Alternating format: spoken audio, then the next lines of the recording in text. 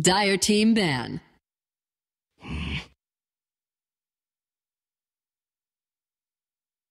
Radiant team ban.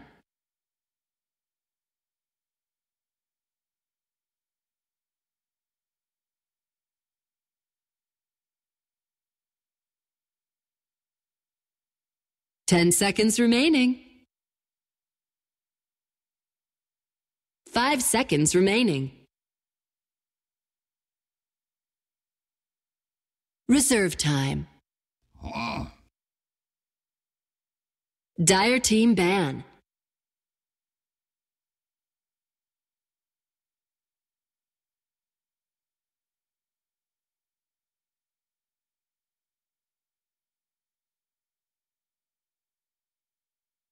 Ten seconds remaining. 5 seconds remaining. Reserve time. Radiant team pick. Gyrocopter!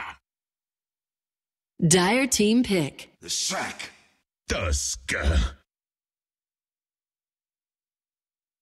Radiant team pick. Earth Shaker. Radiant team ban.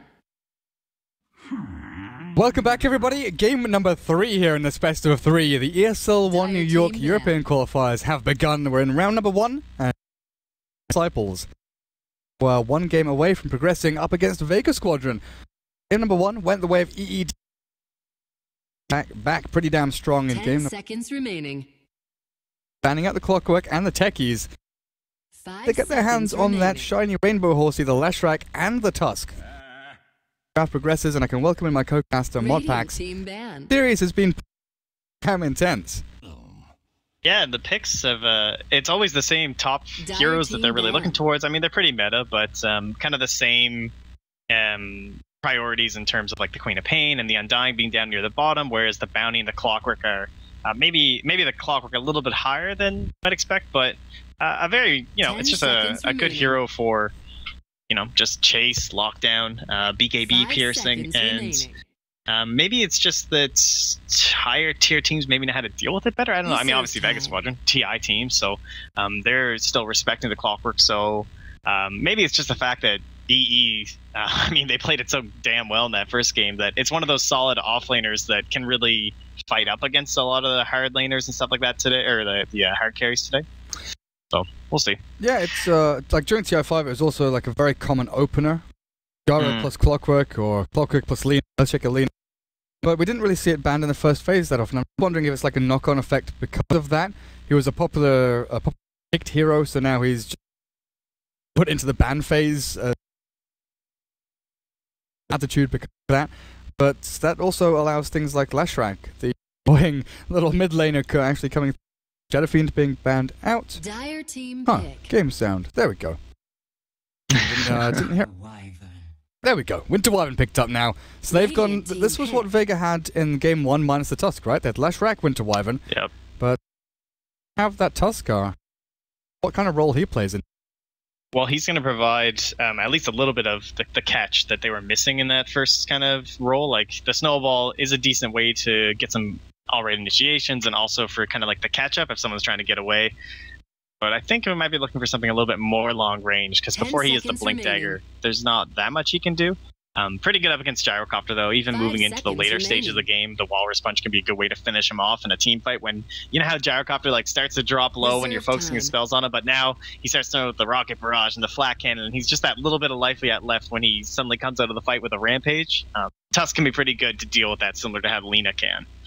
So I like that pickup against the Gyrocopter, and it's also the mana cost for all Tusk Dire spells team is so ridiculously low. Like, if you go into an off lane either solo or as a duel with someone like the Winter Wyvern, like, you can spam out on the Gyrocopter, you can block him away from the creep, you can really harass him from those lasts and try and slow down the start that he wants to have.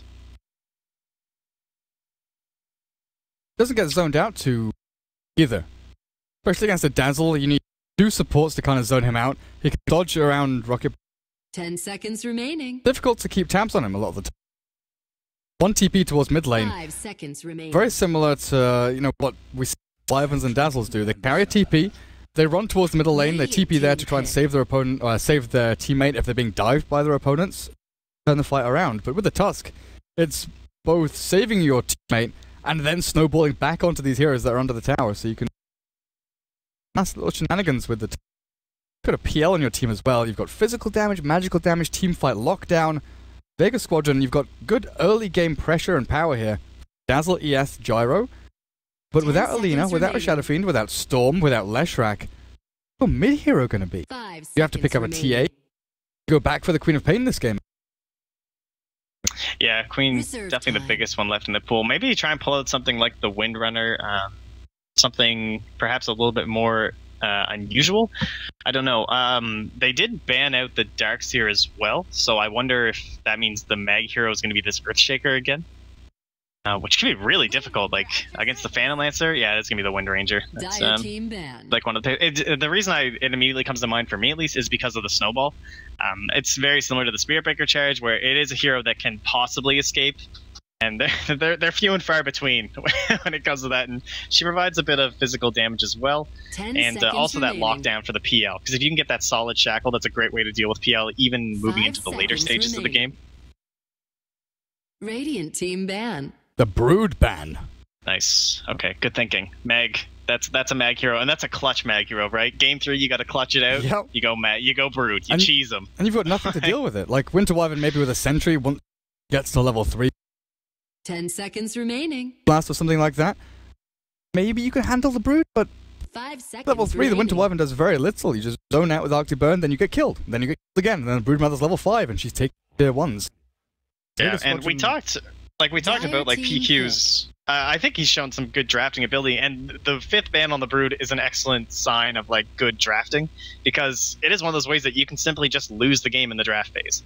And it does take a good captain to always have a good head on your shoulders to be looking out for those situations. And the Brood's obviously the one that immediately springs to mind, but it's a good sign to see, because it means that the team, they have a solid leader, and it's something that can carry them further into an event like this, 10 seconds remaining. where you can't lose in the draft phase, or else There's no moment where you're like, oh 5 crap, we've seconds got to ban remaining. Broodmother, we've lost game Yeah. 3. The Bane ban's a little bit Reserve what time. that's actually towards. Guess Strip is good against Gyro BKB playing, but I'm gonna put something wonky up on that off lane. I've seen a few Banes doing that nice dual lane mid. Now, the Winter Wyvern's here, so one can assume that she might be the one that'll be kind of hanging around and lurking there, but Radiant being feeble team can be pick. very good against someone like the Wind Ranger, and then she has to rely on like Power Shot to last it. But to keep her the light, I mean, classic. Coddle PL. Open up Maybe we'll Winter get the Wyvern. Like eggs. said, that opens up the Winter Wyvern for the waves to head towards. And the reason Coddle's also really good here is because Vega's already shown their hand with the Gyrocopter and the Wind Ranger, and that's 2 heroes that rely on physical damage. So they'll be the Blinding Light's really good against that, right? Obviously, a good bit of magic damage, but there's no one like the Queen of Pain or something where that Blinding Light is effectively like not a big impact in terms of the damage, but definitely very good against Gyrocopter and Wind Ranger, and 2 heroes that don't really want BKB early. I mean, we see it all the time on Gyro, but last game we didn't see it that early. It definitely gets forced out, because if you're blinded in the middle of like a really crucial engagement, that's just brutal. But I'm excited to see this solo Shadow Shaman again. Something, they're bringing it out again. Let's go. You're blinding light, Wind Ranger. Where's your focus fire now? Is it gone? No. I don't have his disciples. Alpha McGraw, top 10 playing the seconds Leshrac. remaining. I'm looking at that Shadow Shaman again. He did have an amazing game 5 in game number seconds 2. remaining. But he was given a lot of experience up at top lane. He was in a dual lane, stacking him alone for a lot of the time. He went in very fast level 5 and then got a Blink Dagger, Quick Arcanes. This game, does he have the time to do it? Because the initial game number 2 was static. It was all about the laning phase. You farm, they wanted to L and Empress going. In this game, both teams look kind of geared up to fight early. Leshrac, Gel, Kotl, Tusk throw bodies into the meat grinder here. Yeah, and it was the same combination last time with the Dazzle and the Shadow Shaman, and I wonder if that is just because of the farm priority, whereas like Seema's fine with being the 6th role, like he's okay with it. I'm just going to buy wards and give that bit of space to solo. A good support for rotating as well.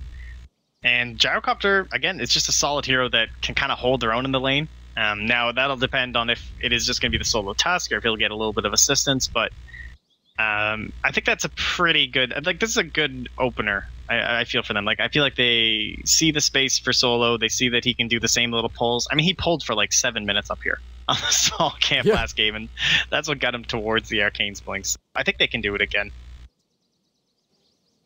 The other thing is that one thing you can guarantee when you have a PL on your team is that you're not going to have that level 6 rotation.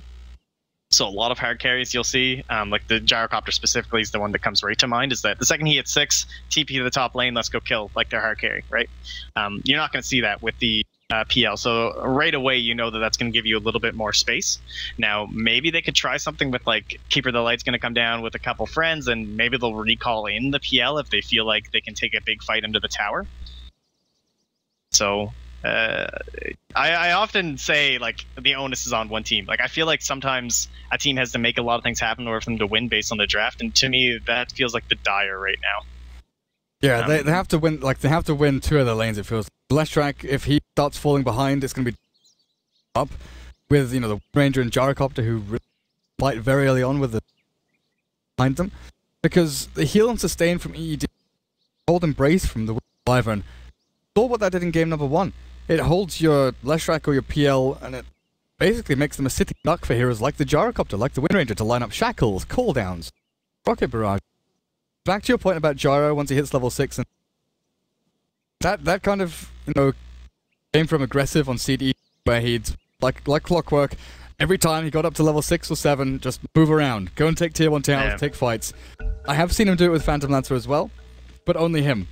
So I agree that I don't think McGraw is going to be making those movements, but I don't know, it's possible. Lance is a really kind of stated spell a lot of the time. You think, oh, it's good for zoning, it does damage and it's slow. But if you throw that into like a 3v3 fight, the low cooldown on it, you've got Chakra Magic behind you as well. Applies that pretty well. Now Maui and Mag both TP to respective off lanes to get the server boards. Well, so they've got vision. But Vega didn't buy sentries last game, and again, haven't bought any this game. What? We've got 2 on Teddy. Let's see. Does he find Observer Ward? Like, ideal place is going to be somewhere around here to place the sentry, catch Observer Wards. He might go for this, yeah. Oh, there we go. I was about to say, because like they know that Mag TP'd. I'm sure they probably would have checked the replay really quickly to see where the wards go. And this ward, like, it always blocks, or you basically are guaranteed to get the small camp. So that's the only issue with putting that observer there, is that, like, had they waited for the small camp to spawn, they wouldn't have done that ward, right? Because they would have been like, oh, it's not blocked, so the ward's not over here. And so I think that's what Mag's thinking was that, okay, it's not going to be blocked, but I'll still get vision and they won't deward it. But that's the classic deward button. Gets caught out there, yeah. Some good knowledge there. Up a little bit more, because this Keeper of the Light does need to stack and pull quite a bit. Ivan was mid lane, and once again the trade-off for Bounty Rune. Mid Bounty, Leshrac, and Wind Ranger gets the other one down at bot. Solo, where? Another really interesting laning ward from the Radiant. They had one up at top lane. Can't quite remember, but they love their laning wards. This one, though, is incredibly interesting. Oh, nice. Nicely done by Maui. Showing off his skill every single game. There's the Ice Shard block that we've seen from time to time. But this Observer Ward, I don't think I've seen that before. It is a little unusual, yeah. Yeah, it's one of those ones, because typically we'll see it over here. It got placed a few times during TI, but it's definitely a lot less likely to get countered. So that's nice, and it provides a decent amount of vision. Like, it's going to let you know what Tusk is up to back here, if he's running into the side chop too, which can be a great way to get a pick off of someone like the Shadow Shaman. And I gotta say, I love the way Dire has this set up with their lanes. Like, this is actually, their lineup is so good. Like, you can see Wonder Wyvern's already in here pulling, and the good thing about being on Dire is that you can be both protecting your mid laner, but you can also be doing these stacks, and you have a Keeper of the Light. And he can be looking to get nice and early ags with a lot of those jungle camps.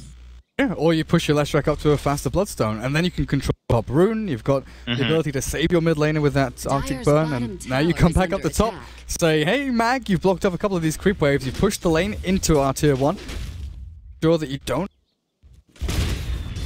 Tuskar is being forced back a little bit by that flat cannon from Pasha. Overall, it's pretty even. Keeper of the Light has more last hits than his Phantom Lancer, which is interesting. But PL lasting under a tower without Quelling Blade, without Wraith Band, it is a little bit difficult early on. Yeah, Mag being a little bit disruptive here, but it looks like PQ is going to head back towards the rune, so he'll secure this for Lesh, or at least going to deny it for no one, as it looks like he's putting the proper positioning for it. Or Solo might hold bot for him, too. Because there's no vision here. Oh, he's going to take it. They're going to try and make something happen. Well, neither of them have bottles. Solo coming in from the back. PQMZ coming in from the other back. Shadow Shaman just runs straight past, and with his haste rune, he should be okay, just walk himself away. But the Winter Wyvern, maybe not so okay. The line is drawn, saying, they're coming for me. They know I'm here. Up at top lane, Mag is dropping low. Winter Wyvern is now hiding in the trees.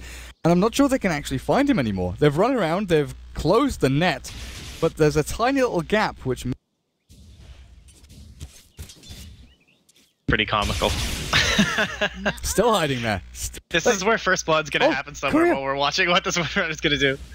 Well, we nearly missed the courier going down, but Top doesn't get the hit out there. Maybe, he's got it. PQM, no way! PQM's at the play. One more hit's got it. He kills off the courier. He's gonna lose his life for this. Spend your money, buy boots, buy something.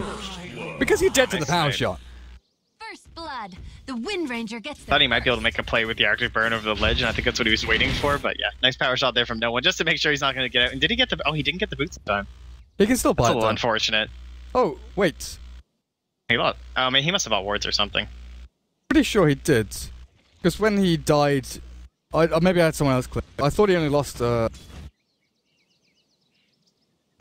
He drew 4 heroes there. The 2 supports from bot were drawn over towards mid. The Wind Ranger lost a little bit of time on lane. So now the Leshrac has taken a tiny bit. It's not a massive amount that he's actually got in terms of... But it's pushed Maui up to level 4.5. Pasha still farming away here, but Mag barely level 3. So that one little move, sure, he gives away First Blood, which is a nice little bonus to that Wind Ranger who has full boots now. But the overruling factor that he forced all these heroes here. The Dazzle is, making some big stacks, but it's just map control going the way of the Dire, that tiny little bit. Oh, that is a huge stack too. Man, that's a lot of farm. This is where your Windrunner and your Gyro, at least Windrunner have a harder time taking it, so Pasha, he can make claims to it, doesn't have the Shadow Fiend mid or something like that. I don't think this will be your drums gyrocopter. I would be looking towards just get a helm and keep firing with this PL, because I don't think they're gonna be able to take a lot of early fights towards them unless they start snowballing in lane. And Mag has a little bit of a better time, but he's still sitting at level 3. I mean, not too bad. 4.5 minutes in. Probably similar to Maui. Actually, Maui's managed to get 4.25. Yeah, I thought that this stack over here would go to the Leshrac, but you were right. Keeper of the Light takes it. He's got Tranquils over in his stash, and he's going to get another, 200 gold or something from these creeps as well. So he's looking pretty rich right now as this Keeper of the Light 5 minutes in. What do you go from? What do you go to with this gold? Because it's still a Keeper of the Light. Do you think about mech? Do you go for that Aghanim Scepter? Because it is a really vital item. That Aghs with the healing during daytime, with that sort of flying vision, the circle, chasing you, everything around. Oh, no one! Windrunner is still up, but the final hit over the cliff, he doesn't miss! Scoured. How did that all happen? Dota 2. Do indeed. Oh man, what a game. Well, nice little And kill for that's Leshrac. I think I like the mech idea, actually. I don't know if... I guess it depends on how they want to play it and how much space you'll be able to get. The early Aghs, though, when we saw it, I believe it was Summit, when Aoi was doing the stacks. I mean, that's kind of when the first jungle coddle started, and he was up on this ledge over here on the Dire side. You had an 11-minute Aghs or something. Yeah, it was 11 ridiculous. minutes. Absolutely and ridiculous. It's being always in your ultimate state and having the permanent recall and then of course the vision that you get during the daytime. It's all just, it's kind of absurd how much that it gives you. So I wouldn't mind seeing that either. Now, we were talking last game about Gyrocopter and, treads or phase boots. This game, he's gone for the phase. So no treads right here, and does really play into the fact he's got these big stacks going. In fact, he wants to try and chase down heroes like the PL, like the Tuskar. Gate mechanisms or way to jump themselves away from team fights. Damage you get from the flak as well, the phase that it's basically extra burst. You know, the treads give you the efficiency of going from single camp to single camp. You can tread switch for the rocket barrage as well. But the attack speed just allows you to kind of pump through the camp a little bit faster. Solo, he's caught Maui though with a cooldown and barrage. Snowball is going to keep you alive for a second longer, but you're still going to go down. Pasha up on the board there with a kill to his name, while up atop Mag is getting forced back behind his tier 1 tower. Yeah, he was doing a good job down bottom.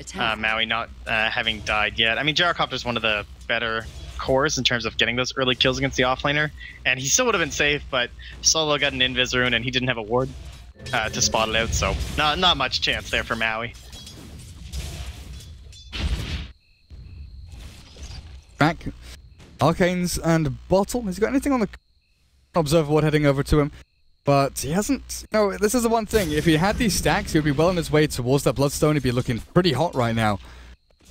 The Keeper of the Light is full-time jungling. He's got no lane presence. He's not really doing apart from farming. Oh, he's got the point booster. He's going straight for it. Excellent. Oh, nice. Look at Pasha. This is so much farm. Where is he now? Oh, man, in the jungle. Doing the call down for it's like 5 or 6 camps total. The best thing about Radiant Gyrocopter, honestly, I've even seen players go for Tread's Quelling Blade, and you cut down some trees here, you cut down the tree here, and you just pull all 3 camps into this area and get the call down on them. You destroy them. Like, it's level 2 flat cannon. Yeah, I like the phase when you're doing this because, obviously you're using flat cannon, so it's a set number of attacks, and so every single one of the attacks having that extra damage is so important. And now no one's going to get a nice little shackle here, but it's only level 2. You're actually going to be able to kill Maui off with a power shot, finishing him off. Yeah, there we go. Embrace not going to save you through that magical damage. Not only are they taking stacks and pushing Pasha up to 4,000 net worth, Phantom Lancer is actually even with him, interestingly enough. Last hit-wise, PL's behind. PL is 0-0-0. Wait. How? Work.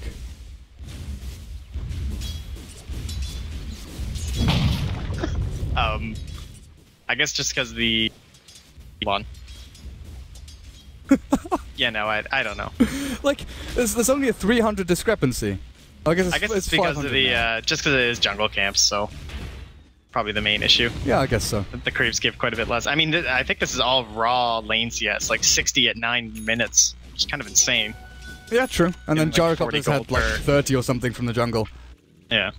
Gets his and the jungle ones did get nerfed too, so maybe that's kind of why it seems so crazy now. They do give less gold. Got his helm this time, so he's gone for the greedier build, where he wants to be stacking up Ancient, farm on. Observer ward here from the Dire, though. Watching mid lane, they see Seema TP in, they know exactly where he is, but they don't have an opener just yet. Maui is smoked up, and he's looking for it. Oh, Seema's moving over. They're going to go in for this. They've got the Tusk, Snowball, and the Punch, and follow up with a Split Earth. That should be a simple takedown, and bail out as well. Nice stacking to make sure that he's not able to get off that shallow grave. Dire's bottom tower is kind of a little bit of a free pick, and now Lightning coming out. And we actually saw the last track earlier. He went for only 2 points in the Split Earth, and that was with the Sven done setup. Top opting instead to go right for the max and the 4 points. Not going for the Edict. I guess not really too interested in pushing towers. His PL's farming fine. His Coddle's in the jungle. Like, what does he care right now about pushing towers? This Keeper of the Light just never he never gives up. He's level 8. He's halfway to level 9. He is the same level as the Gyrocopter. Like, almost exactly the same level as the Gyrocopter from the jungle. This Keeper of the Light is ridiculous. Well, they saw Solo go so greedy last game, and they once I guess they know that Vega are okay with going for a solo like this. Oh, good stun! Oh, the wow, Splitter! Top's got him with the Pulse Nova burning through his HP. Oh, he doesn't get the final hit! No one escapes, and now the turnaround with the Rocket Barrage. The Leshrac gonna be kicking himself for that. No one escapes on what, 15 health? Yeah, that's just like RNG at that point, based on how much damage you got from each right click before the wind run went off. So super close. It's a little frustrating. Man, Teddy, it's like every time I look at him, he's getting, and you see this pull that he's doing? Oh, actually, he didn't do it. He was going to do the double stack, because if you get that one right at 55, you can hit this too and pull it up. Yeah, or that way. Either way works. Just gonna, sometimes that can screw up your first stack if you get it a little bit wrong. The doppelganger dodges out the shackle shot, so no one is not going to find the kill up at top. Mag wanted that, but he's got his arcane boots. He's looking pretty good for himself as the TP comes in. Top as well. Creep camps, but there is that one hero, the Pasha Gyrocopter. One of the heroes he really got his name for, you know. Gyro plus PL. Good 4 months ago, something like that, when he joined the team. Crushing people. Absolutely destroying people. His gyro play, you know, he's 101, but that 109 CS, 6,000 almost net worth up on him. All of a sudden, he has jumped leaps and bounds ahead of this fan. Early on. He's just crazy efficient is the main thing. Like, he's always punching a creep. Like, have you seen him not hitting creep this game? No, where is he right now? Oh, look, he's hitting creeps. Oh, look, he's flat cannoning more creeps. But yeah, and a lot of people, like, they wouldn't flat cannon that wave right there, but it's all about the timing and stuff. Like, and he just wants to keep moving around, and looks like he's going for the Yasha next. He's got his creep going up there. He's got a triple stack going for the Ancients, and finally the Radiant side are getting aggressive. But for once, keep the lights on here, and unfortunately it's going to be top. But no trees. Tusk TP's away. Top is up here. Shackle shot's not going to latch. Watch the Tusk escape, but is it going to be the same story for the Leshrac? It looks like he's going to be just fine as the Illuminate will get channeled up. Bail out there from the Radiant. Down at bot, the Gyrocopter barely missed out on a Tusk kill. He dropped to like 5 health or something from the rocket barrage. Pretty damn close. Now, early on, the Gyrocopter is, you know, reasonably good against the Phantom Lancer. You can clear through illusions, you've got the cooldown, you've got the magic damage. But as the game progresses, as the Phantom Lancer, you know, keeps up and then overtakes you, farm, if that is the case, Phantom Lancer does deal with the Gyrocopter very well, and it's always one of these debates where PL against Gyro and or Lesh, who comes out on top? And a lot of, you know, top players say that later on, Phantom Lancer does, because the Phantom Rush allows him to kind of bypass that, you know, the care about the AoE, the long-range AoE that they've got from Pulse Nova, Lightning Storm, Flat Cannon, just run straight for the main target, build up his illusions, and swarm them. He doesn't really mind that you're clearing through them, he's just going to make more and more and more throughout the team fight. That does, of course, take time, does take, you know, correct item decision progression through for this Phantom. Get there, you need the Leshrac with the Tusk and the Keeper of the Light making space for you. Yeah, and the other thing about, even into the late game, Doppelganger never stops being effective. I mean, you're dodging stuns, you're dodging spells, call down, and everything like that. Every bit of damage that you can avoid using it, as well as, like, there's also the confusion created by the illusion, so sometimes spells get wasted, and he still just carries so hard in the late game. Unreal. Top has landed a stun again. He's actually going in onto the Wind Ranger, but the cooldowns here. Leshrac, you've overextended massively. The Grave was always there behind no one to save him if needed. That's like 3 times in a row now, where Leshrac has gone in hard. Once or twice, it's worked out. You know, I think he got 1 kill, but he's given up 2 deaths so far in the past 5 minutes or so. Yeah, and I like no one not going straight for the Ags actually this game. So adding on that magical damage is nice against things like the Winter Wyvern and everything like that. So you have a little bit more magic damage to go along with your the power shot. So it's good. It's also a really good farming item, right? So this has turned into kind of a farming game. His Gyrocopter's hitting a lot of creeps. Oh wow, there's PL. I guess that was the blink forward from the Shadow Shaman. Yeah. And Mag with the Echo Slam. But I guess they weren't expecting that on solo yet, but I guess with how farmed their Keeper of the Light is, it's pretty much has himself. Is it done? It's done. Must be done. 15 minutes. Pretty solid. Call that a decent start to your game. Well, he's the 2nd highest last hitter in the game. But 113 last hits. All of them jungle. 150 on the Gyrocopter, obviously a little bit ahead of him. But now they're going to try and push in towards middle lane with the Illuminate, with the Recall and Blinding Light permanently available. What they can accomplish, just spamming through the creep waves. This does create a little bit of space for no one to push out top. Mag to get up into his Blink Dagger, so 750 until he's got that one. Asha, guessing SNY here. He's got an Ogre Club. Don't see a massive reason to go BKB if you do go for the SNY. Yeah, he's going to go for the SNY now. Because you've got the Stain, you've got the kind of defensiveness behind you with Fissure, with Grave, with Shackle Shot. There isn't the real need to go fully defensive on the Gyro. Yeah, and he's going to need, I think, a little bit more damage. And the movement speed's always nice. Now, the only thing is the mana leak's actually really nice against someone like Gyrocopter when he doesn't have the BKB. Because he is someone who kind of wants to get in there, you know, maybe run into the fog a little bit, come back out with another rocket barrage, and just being mobile. So Mana Leak can definitely slow him down, because you do run out of mana relatively quickly on Gyrocopter. Once you've used your call down, a couple rocket barrages, a flat cannon. Big issue is this Leshrac. Without the Bloodstone now, and safe to farm, but take a look at middle lane. The blink forward solo.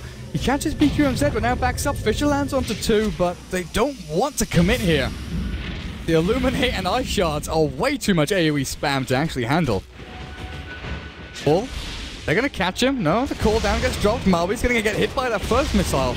Oh, the smoke. Phantom Lancer, they've come back in. The Serpent down. McGraw, he's already dead. The Serpent Wars finish him off, and Teddy shackled up behind him. A good win is cursed onto no one, but it's not enough damage. EED, they've lost their PL. They're going to lose their Leshrac here if they're not careful as well. Seema losing mana at a drastic rate as the Shackle Shot does not latch. Lightning Storm to turn us back around, but the Grave from Seema. Help out the Shadow Shaman. Wind Ranger kills the Winter Wyvern. Illuminate. Seema walks the other way. Back is Maui on this Tusk, but Leshrac, he's coming back into fight. The Wind Ranger's here with a Shackle. Again, no latch there onto the tree. And top, Echo Slam. Oh, that hit or not. Just into the water, you know, casually. That's what he was trying to do, to try and get like up on top of the hill. What was that? A 2-for-1? Gyro died for the Wyvern and PL. Yeah, unfortunately, it felt like Gyro just needed like one more hand over here, and he probably could have cleaned up someone, but the rest of the Radiant side started focusing down through the river, and he kind of got left out to his own devices, but the Snowball from Tusk was able to dodge out the Rocket Barrage and also pick up the kills, so Maui, again, making some nice plays, and taking out the Gyrocopter is extremely important right there. He was basically completely untouched, so they'll slow down his farming a little bit, but of course, he'll just head right back out with that flat cannon. Sanjin Yasha now finished as well. Oh, that's nice. Now, I was looking at the PL and seeing a Diffusal Blade is complete, but he has gone the kind of raw Diffusal Blade build here. Boots of Travel, Ring of Aquila, and then Diffu Blade. But there's no drums, there's no Yasha, there's no building into SNY or Manta style. While you look at the Gyrocopter, he's got SNY Helm. The Wind Ranger has obviously got Wind Run, so damage output onto the Wind Ranger isn't going to be that amazing, and now she's building into a BKB. Even before the Axe, before the Blink Dagger, she's going full defensiveness against the Tusk Snowball, against the Leshrac stuns. How fragile she is. Yeah, interesting he's going right for that Diffusal Blade. Definitely something we see, you know, it's more of that fighting build. I wonder if it has to do with the fact that the permanent Agnum Scepter will allow for that healing mid-fight, and so maybe he's feeling like that can allow him to be tankier than usual. Because it's definitely not really a farming item, the Diffusal Blade. It doesn't really boost your speed that much compared to a lot of items, like even like a Yasha. Yeah, drums Yasha. Like that. We got bot lane, the Hasted. Little Dazzle. Again with that Observer Ward though. Get scattered out here, solo with the Hex and TP. Maui, can you stop this? Doesn't look like you can, and there's no Snowball. There's no movement speed in the world fast enough to catch Seema the Slayer in this game. Mag was actually eyeing up a fight there. Scouted them. I don't think they have. They're just picking out. They want to get an Observer Ward deep into the jungle. They're in this area. Go onto the Magic Bush spot. But this is... Try to slow down Gyro. Yeah. It's reminiscent of game number 1, where this time it's Vega who have spread themselves very nicely across the map. They're farming efficiently. They're not giving up too much either. They haven't allowed EED to have full control of their jungle, while Phantom Lancer out the Wind Ranger here and maybe go for this. He gets the lance down, but it's just basically going to be asserting dominance, saying, get out of my lane! Teddy's dead. I want to farm up. Oh, dearie me. Yeah, he got a little bit too aggressive, and Mag was there for the Blink Fisher, so kind of a free kill. And now finally they can get themselves another tower. Keeper of the Light been holding them back with those waves, but he'll be dead. And they'll just dump the wards down to make sure they get it. And again, Solo going for that Glimmer Cape. So, I like that. And again, it's nice because Pasha doesn't have the BKB, so he's looking for all the help he can get along with the Grave and the heals. So that'll be nice. And Echo Slam now also back up. So they can look to maybe push another tower, depending on where Keeper of the Light's going to be focusing his efforts. Just want that level 2 Echo, though. Getting him level 11 is going to be pretty important. Balance this with Ranger needing farm, well as the Gyrocopter clearing out these jungle camps. At least their BKB's ready now, if they want to take one of those fights. That'll be good. And then Maui's got himself the Glimmer Cape, so not opting for something like the Blink Dagger.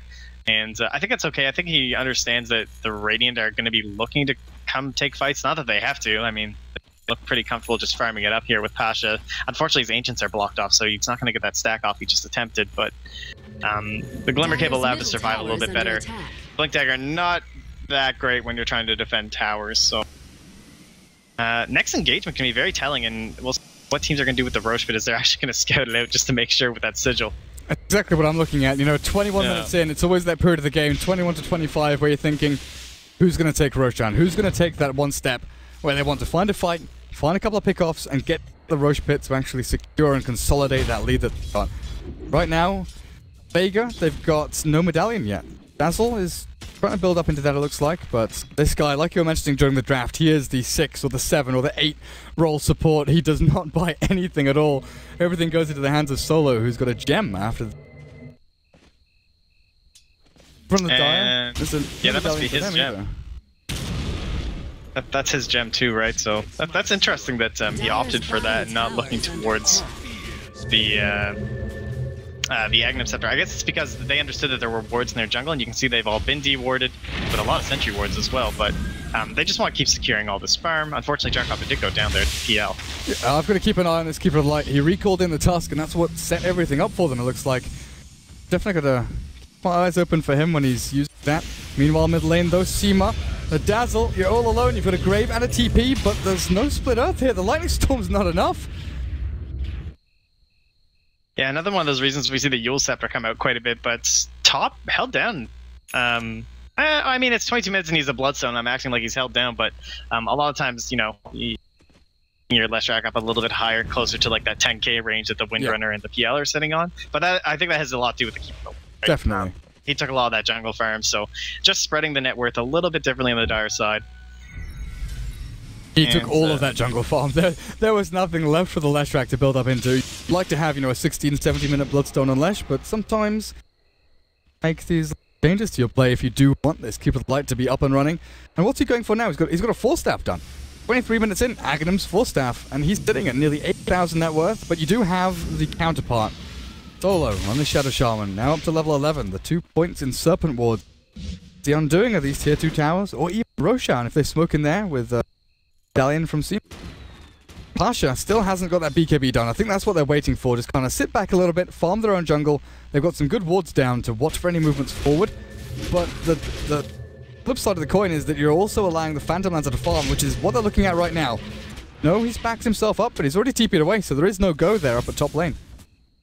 Yeah, and despite this long static period, the Dire are keeping up very handily. Like, they're not... Like, the Gyrocopter is probably one of the scarier heroes to allow to just totally free farm, but again, they also have the PL, and with the Boots of Travel and the Recall permanently available, it's making his way across the map very efficiently, and that pick off on the Gyrocopter also helping to bring that back down, but I'm a little surprised that maybe the Radiant aren't getting the better end of that farm stick, but I guess that early Aghanim Scepter just allows Teddy to be kind of insane. The Radiant Vision, they actually have full vision of this because of the power, so I don't think Teddy knows he's within vision right now. Yeah, I mean, it means that PL can kind of just walk down a lane and then get recalled back and then BOT somewhere else, but the blink forward now, Solo, he's not going to find anything. The BKB out from Pasha will allow him to survive through, but the Glimmer Cave, they need the gem in range. The Winner's Curse does land, Top's already down though, denies himself through that Bloodstone. Echo Slam catches 2 of them. McGraw on about 200 HP, stick charge up, but the Illuminate, the Keeper of the Light, not really offering you too much when you're shackled up and taken out. 4 dead for the price of 1. Earthshaker, the only casualty there from the Radiant, and it looks like it's going to be a full wipe, actually. No one has found Teddy. The Illuminate, so they have a stun, but they're going to shackle. He's out! What? No one actually couldn't get close enough to shackle because he lost the mana from the mana drain as he walked towards him. What? Please. I was so sure he was dead there.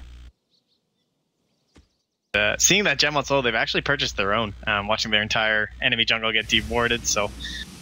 Man, that shackle to opening the fight, like, Top did absolutely nothing. Fortunate. Just like, I mean, it was perfect there from no one, right? And I think that is a priority target, because it is one of the heroes that can actually burst down. I don't think you're going to get the PL killed in that shackle duration. Oh, they're going for this? Pasha has no BKB for 10 seconds time. He's actually locked in here with the War Sponge and Illuminate. They've got a ton of damage. They've got him. And now that's what I was talking about 5 minutes ago. Find a pick off, get into the Roche Pit, and maybe just consolidate that one kill you've got into a much bigger objective.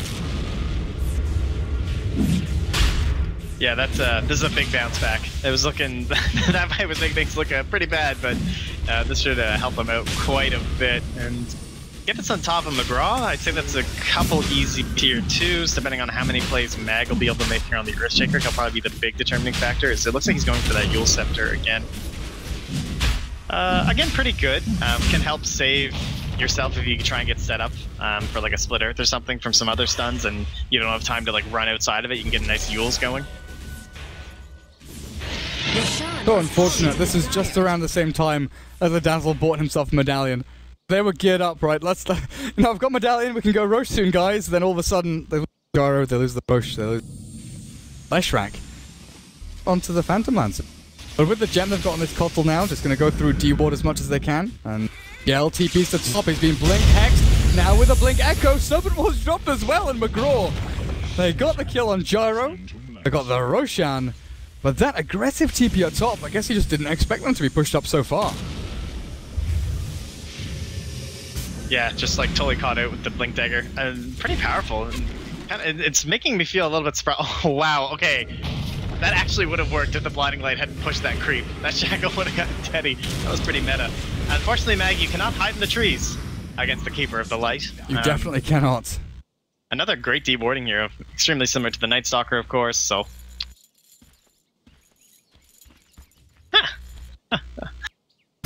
I don't know. This game is very back and forth. Like, it feels like one team suddenly has an advantage, and then their core hero gets picked off by some supports. It seems to be consistently happening. There are some big swings, definitely.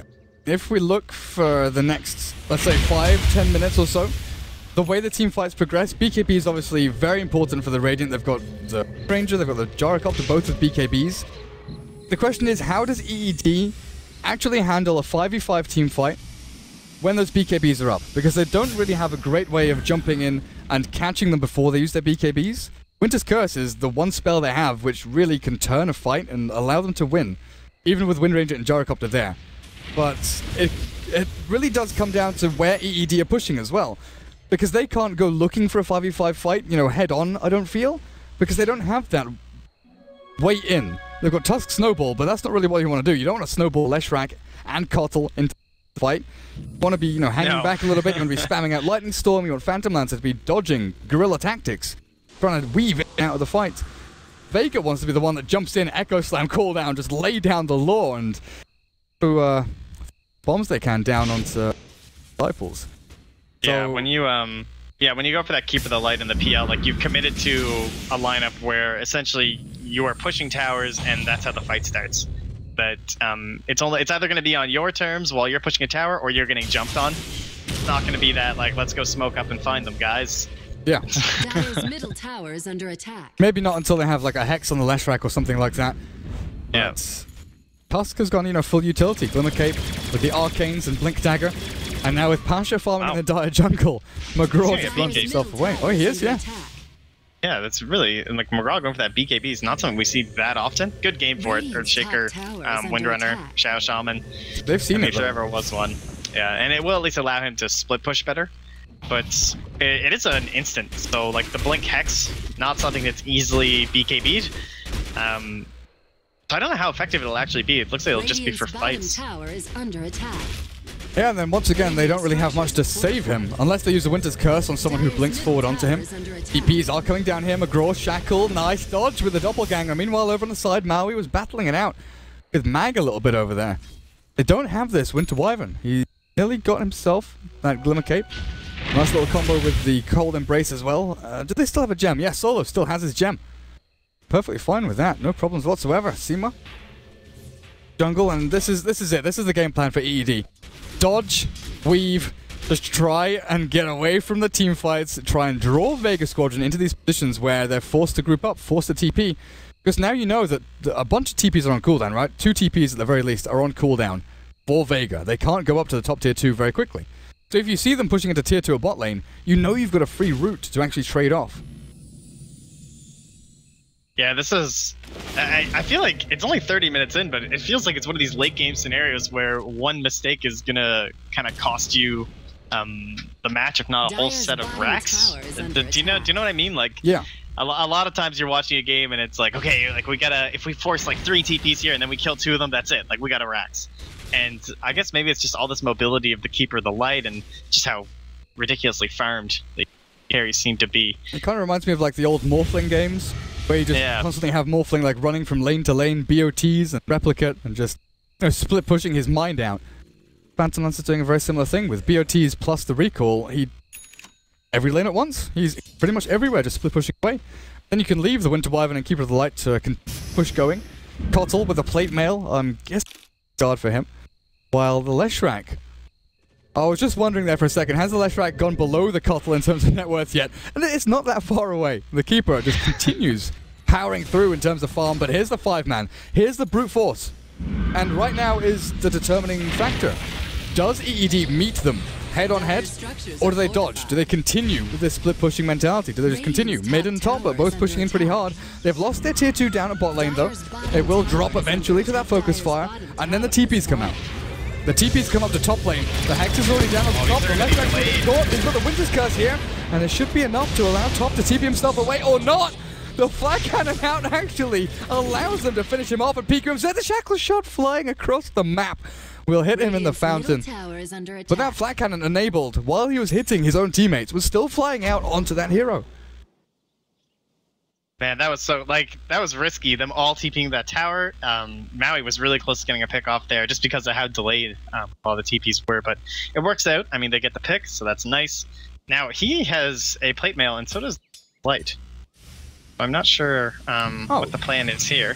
Well, I don't know if they both just were thinking...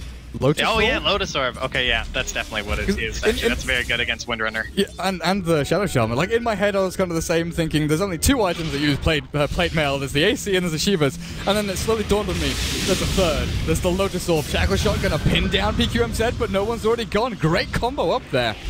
Even throwing out the Fisher to try and slow them down. Maui is on the front lines, somehow getting up in there. Force stab and the shots block him in, punch into the air.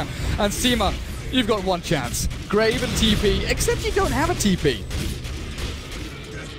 They're looking for more. They found Pasha. They found Pasha. The Gyrocopter launches the cooldown. They don't get the PL into position though. He's battling it out over the shards. He's already taken down 2 with a flat cannon. McGraw gets Echo Slammed, but his BKB keeps him alive and up and running, and McGraw slams Pasha into the ground. The Shackle Shot at the top, maybe. The heal from the Illuminate turns him back into a healthy little rainbow pony. Slams down the Split Earth, but wait a second, what? Oh, that's a self-Yules. That's a Yules from the Earthshaker, of course. Saves himself with a blink away. Nicely played there. Oh man, this was like the perfect timing here for the Disciples because that Aghanim Scepter was so close for a solo, and I think the next push would have been extremely hard for them to deal with, but this all started because they were camping in these trees here in the mid lane with the Keeper of the Light, and he had the full vision because it was daytime, and they just easily picked off no one. He managed to get 1 shackle off, but it's not enough to try and stem that. And really, that's where it all came from. And giant push. They managed to bring down Pasha, and a lot more farm going on to their PL. So that's going to swing it even further down towards the Disciples. As this 3K lead has been kind of stagnant for what is it now? Almost 10 minutes now. It's been a little bit back and forth, but there you go. Lotus Orb for the Keeper of the Light. Let's see how he does with that one. But yeah, it was the Shackle Shot onto Winter Wyvern at the mid lane, then literally snowballing forward. But I've got to say, Maui's positioning there, that's what all started it off. There was a good blink forward, then the Force Staff to get the Dazzle, and then the Arctic Burn over the cliff to find the Gyrocopter. Everything was just perfect. They knew like the limits of their heroes. How much damage, how many spells do we need to kill off Hero X? Okay, we've got these 3 heroes. We don't need a 4th, we don't need a 5th. These 2 other heroes can then move themselves up to high ground to look for Hero Y. Go for the next target, find someone else. And they just had this kind of perpetual sort of movement forward, looking for the next target, and Vega, they gave it to them. They gave them the single targets that they were looking for over and over again. And I've got to say, Jara was a little bit lucky to get the 2 kills he did. That flat cannon just spamming out. Pretty low HP targets they did pick up. Now, the brute force again. They've decided it's time. Can we break high ground here? Definitely posturing for it. Just looking at this Lotus Orb and how it's very effective this game, and It's one of those items that like, oh my god, have you seen the flags for the disciples? Okay, this is amazing. Eternal tryhard. It's the greatest. Okay, Lotus Art, like, it's one of those items that we haven't seen a lot, I would say, in competitive play, relative to, I think, how good it is. Like, that, I think it just comes from old habits die hard, like the Eternal Envy poster. So, like, that's pretty good. You can dispel Shackle Shot. Basically, like, and then all the reflections as well. But I think the actual afterway, like, if someone's shackled up and then you place on top of them, not only are they going to get that buff for the duration, but it also ends the shackle. Yeah, and I think that's pretty huge. Towers under attack. Shackle shot, shackles, hexes, things like that, all pretty damn good. I think it's just a little bit of an awkward item. Plate Mail, Perseverance, you know, they're two items that don't give you a ton of efficiency for gold you're expending, and a bit of recipe cost as well. It's just kind of an odd item, all in all, to pick up. It's nice, the end product is nice. Getting there is the weird. No stats really to gain from it. Big smoke. Yeah. McGraw, can you dodge this? Going Roche? Oh no, the Teddy sees them all, the weave onto them. Defensively, as the Illuminate does go across, they're still heading into the Roche pit though. They've got this bonus armor. It doesn't last that long though. The Serpent Wards are getting placed down, but they know what's going on. PQMZ with that Winter Wyvern, Arctic Burn over the high ground solo. Limit caped up, but the shards, oh, they're trapped in here. Roshan is dead, and Pasha should be able to get his hands on Aegis the Immortal. Drop something. He's gonna pick it up. Yeah, there we go. There we go. He gets Aegis, and the Dire will actually retreat from this. The risky move paid off there for Vega. And is that cheese as well? Is that the second or third, Roshan? Second, I right? want to say it was the second, but I don't see. Yeah, I don't see any cheese. It's the second. Dire's middle tower That is under attack. was so risky, but I guess there's not a lot of, like, mobility in terms of the initiation for the Dire side. I mean, we talked about that, how, you know, it's like fights on their turns of the towers and stuff like that. So there wasn't much punish. Luckily, the Arctic Burn was on cool. That's probably the only thing that could have really turned that. If he managed to fly up over top and throw down a big Winter's Curse, that might have given them enough, like, duration to actually get in there. Couple blasts went into it, but nicely played there. Man, that takes some serious commitment and good discipline to, like, actually, like, all follow the plan, you know? Like, that could have been a disaster. Well, like, they've smoked, we've been spotted, we've been illuminated, but I think it's the weave. The bonus armor you get from that weave is kind of what gave them the determination to go into the Roche pit and just, you know, follow through with the plan. Worry too much about a Winter's Curse giving damage back onto themselves. Because, like, where does the damage come from? From D. In the previous games, we've seen a lot of magical damage, a lot of, you know, burst damage coming out of these teams. From EED, Illuminate is a bit of burst, Splinter Blast, sure.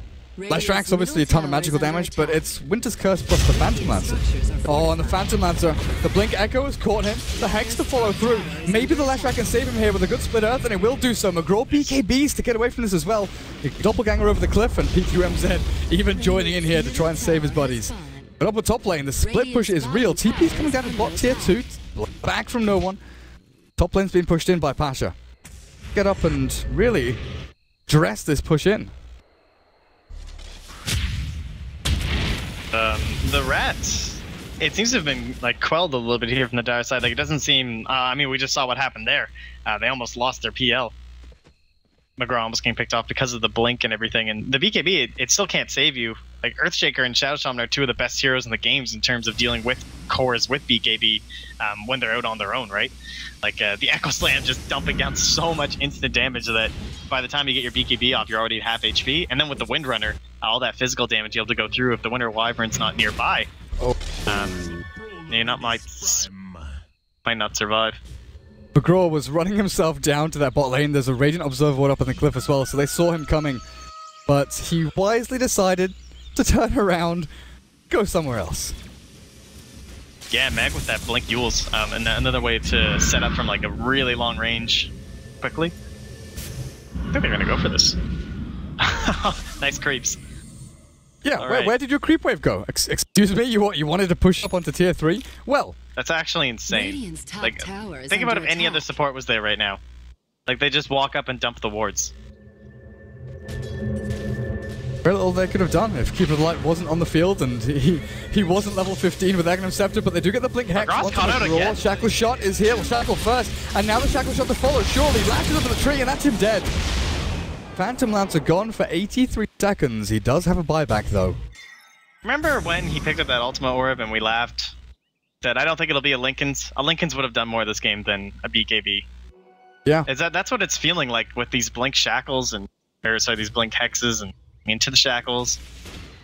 Unless they're actually grouped up as 5 and fighting, the BKB just doesn't seem to be doing anything. Even though I totally understand buying it. Like, it just feels like the item that you need against all these spells. But if you're not going to be as a cohesive unit fighting, then it just can't really be of any use. Mag isn't here, but they've got the force up at top lane to push into this tier 3 Serpent Ward to drop down as well. And I'm just wondering, do you even consider buying back the Phantom Lancer? There's still Aegis on this Pasha Gyrocopter. You've got a Glyph, you can hold on for a little bit longer. And you might not even lose racks here with the spam you've got. You know, Illuminate, Ice Shards, you just kind of lowering them and keeping them at bay for a while. Pasha's down to 600 HP, Arcane's back up, so he's got a bit of mana to throw the call down. But yeah, PL has not bought back. They're just waiting, biding their time for the next push in onto maybe mid-racks. Maybe if Vega overestimate how strong they are right now, or if they lose Aegis the Immortal in this fight here. GMZ is looking for a Winter's Curse, he's looking for something, maybe a Splinter Blast, to drop that gyro a little bit lower. They've lost their melee racks, but not the ranged one. While down a bot lane, full creep wave, they get taken out by Solo. Yeah, the issue, I don't even know if McGraw at this point, unless he BKBs, I don't even know if he can deal with the wards, because the second he starts attacking those wards, they're going to initiate, and he'll be in a prime position to get fissured or just to get hexed up or anything like that. So there is now a butterfly as well. Oh. Look at that timing. Aegis just expired. So they got the objective up at top. Aegis expires. Roshan respawns in 5 minutes time, something like that. So, decent fast respawn time. Not too bad at all. While McGraw with the ultimate orb, 2600 gold. Gotta be going Skadi. Like, you can't go BKB and Linken's on a Phantom Lancer. Yeah, it's just there's limiting. no choice. The only other possible option would be the Manta, but I just can't see that at this point. Like, unless he's going to disassemble a Santanyasha or something. Scotty just seems too good, like the tank ability and everything else. It's good against the Gyrocopter even when he has the BKB. He's kind of pigeonholed into that build at this point. With the Lotus Orb on that Keeper of the Light, and looking like one also over onto Tusk, he's got Perseverance. Most likely going to be a Lotus Orb, like maybe a Battle Fury if we're lucky. We'll see him build that on the Tusk. But they've never been in a position to cast it onto the Phantom Lancer. He's always been alone, high up on the lane, split pushing away. They can't react and actually jump onto him. They're always trying to bring him back to them with the Lotus Orbs are great when you're defending high ground, when you are grouped up in that environment. But if you can't use Lotus Orb to help the Phantom Lancer when he's doing Phantom Lancer things, which is obviously split pushing away, then how effective are the Lotus Orbs? Yeah, I might have liked to see maybe the Linken's come out from the Tusk instead, just to cast even that on the PL. Now I can understand that the Lotus might seem better in the situation because it can dispel, and maybe they'll wait till he gets initiated. Oh my god, they're gonna get him again! Oh no way! BKB, it's nothing. And now the Fisher, PQMZ's caught as well. Solo has no mana left, and the Glimmer Cape is not going to be enough. You'll Scepter up into the cool. Yeah, for a second there too. He disappeared! I hit my vision toggle button because I thought I had it set to Radiant Vision for a second there, but nicely timed with the recall. That was a pretty cheeky play. Whose Yule Scepter was that, though? Earthquakers? Yeah, but the damage doesn't happen until after. No, it must have been someone. Yeah, until you come down. I think it must have been the Earthshakers, the only one that has one on their team. That is pretty comical. Yeah. It's interesting it doesn't dispel it or anything. Well, oh well. PL is dead again. He does have a buyback, but he's just being slowed down so significant. Item progression pretty much reached nil here as Gyrocopter goes up onto high ground to middle lane with a Butterfly MKB. He's got Focus Fire. Tier 3's already dead here. Blinding Light will try and slow them with that missed chance. But Tier 3 still standing. No one goes back in to try and finish this off. Even uses his BKB, then blinks backwards. Just to secure the Tier 3 tower. EED know this is their chance to try and find a pick off Dazzle. There's the only one, but he's not quick enough. The Snowball trying to chase him down. Nothing lost. Vega Squadron. They're commanding lead right now. they're playing very disciplined. I mean, ever since that Roche engagement with, I shouldn't even say engagement, the Roche snag, the steal, the heist, they just walk in and take it. You know, playing as the one unit, playing together, not allowing themselves to get blink hexed and killed. This is, they're gonna, all right, here we go. Five heroes together in the same area. A rare sight. Can they win a team? It doesn't look like they're gonna take one, because he's gonna split push again. Oh man, Maui, he's walked straight into the smoke, but in the smoke of 5v5, Shackles shot between the two of them, and the 7 wards on the top. They've caught him completely off guard here with the cooldown. There's very little they can do. Pasha just cleaves through them all with a flat cannon, bouncing around everywhere, and Solo, the Grave, he's actually going to keep himself alive. The Phantom Hunter tries to do as much damage as he can, but 2 have already gone down. A Mag with a Blink Echo. McGraw caught, no doppelganger, no HP left. The Cold Embrace keeps him up for a couple of seconds at least, but he's still ripped apart by the focus fire from no one. And now on the retreat is PQMZ, the Winter Wyvern. How far can you run before you get slaughtered under the damage of Pasha's Gyrocopter? Apparently not too far. Phantom Lancer dead for 80 seconds with no buyback. Leshrac alive in 18. Winter Wyvern almost 1 minute without that. Looking rough here. Oh man, no. The movement forward. Teddy. They've got Teddy. Teddy. The Gyrocopter makes short work of the bearded man, and GG well played is called. Vega Squadron take the series 2-1. Good fight though from Eternal Envy Disciples. Vega progressed themselves through to round 2. ESL 1 New York European qualifiers. What a series. What a series. Yeah, and Vega played that last draft so well. They understood the capabilities of the Disciples and how they can fight up against it, and they just did it completely to a T, like picking off the PL so many times. 2-7 and 2 he ends the game at. I mean, 427 last hits, like he was trying to get that Rat Dota going, but Vega Squadron very smart with their T and